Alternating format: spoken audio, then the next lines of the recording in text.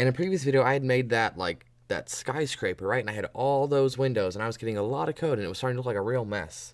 And comments would have helped. You can use comments in there to better organize your file so that way when you come back and look at it later, you actually know what you're looking at and you're not trying to like re-figure out what is this and what is that.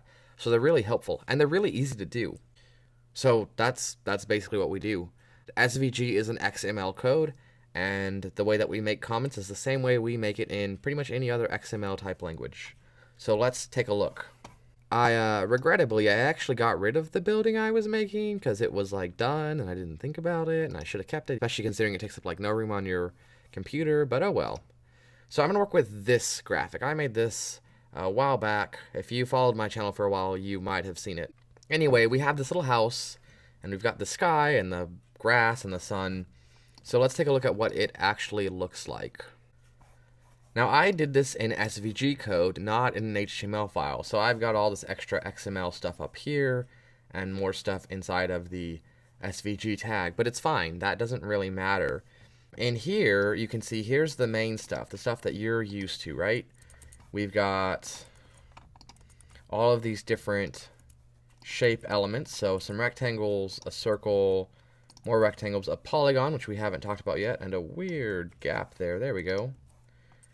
And a few more rectangles. So what is what on here?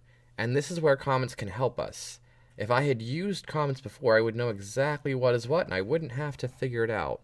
Now, being that I'm using these named colors, that does help a little bit because I can look for something that's blue in my graphic to try to figure out what that first one is. So what's blue? Well, the sky is blue, so that's probably the sky. So we just do left angle bracket, exclamation point, 2 hyphens, whatever our comment is, double hyphen, close angle bracket. We don't use another exclamation point. So if I refresh this, no change, and that's good. That means that like it's ignoring the comment, and that's the point. The comment is not for the computer, it's for us. It's so that we know what's going on. Now, if I want to make sure that this is actually the sky, if I'm not sure, I can actually use this comment to find out. Like, I could just delete this, right? So if I undo, I could just delete that and save and reload. But what if something happens? What if my computer crashes or something weird happens and I lose that, right? It's safer to leave it. Don't delete it. Instead, just wrap a comment around it and save and refresh. There you go, and just the same, you can see it's gone. So if we put that back where it was, save it, refresh, ta-da, and if my computer had crashed, I wouldn't have to worry about losing that tag because I didn't delete it. I didn't even temporarily cut it and put it onto my clipboard. All I did was wrap a comment around it. So you can use it for organization, and you can use it for turning on and off tags to see exactly what's going on. So let's see. So this is actually, what is that? Let's find out what that is. I'm not sure what's dim gray way up here. I wonder if that's the chimney. That's a bad spot for it. It is the chimney. I don't know why I put the chimney there. So I think really this chimney should be like down here because this should be the sun. This should be the grass. Really, I would prefer the grass there. So I've got like background or maybe landscape. And then I've got like sky and